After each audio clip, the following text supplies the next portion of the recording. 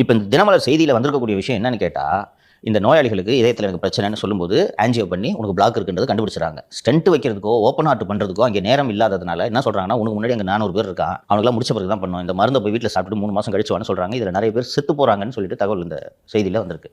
இப்போ என்னையா நீங்கள் ஹாஸ்பிட்டல் நடத்துறீங்க? இதுக்கு பயந்துக்கிட்டு தான் எங்கே போனால் சாப்பிடுச்சு வாங்கி பயந்துக்கிட்டு தான் நீங்கள் அப்பளவுக்கு போனீங்களா? அப்படி தானே என்ன வேண்டியதாக இருக்குது? இது ஒரு அடிப்படை. நாங்கள் வந்து இந்தியாவிலேயே எங்களுடைய சுகாதார உட்கட்டமைப்பு மிகச் சிறந்ததுன்றதெல்லாம் பெருமை பேசிக் கொள்கிறீர்கள் நீங்கள்.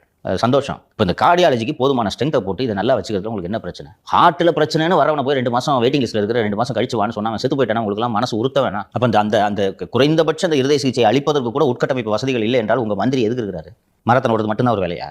இருக்கிற ஹாஸ்பிட்டலில் டிபார்ட்மெண்ட்டை ஒழுங்காக நடத்துறதுல இருதய சிகிச்சை துறைக்கு போதுமான மருத்துவர்களை போடுறதுக்கு துப்பு இல்லை. போய் இப்போ புதுசாக ஒரு குழந்தைகள் நல மருத்துவமனை கட்டுறேன்னு சொல்லிட்டு இருந்தாலும் போய் வம்புக்கு போய் மல்லு கட்டி நிற்கிறாரு. இதெல்லாம் ஒரு டிபார்ட்மெண்ட் ஆயாது. அதுவும் பாம்பு விஷமுறிவு அந்த இன்ஸ்டியூட்டை அழிச்சிட்டு அந்த இடத்துல போய் இப்போ ஒரு குழந்தை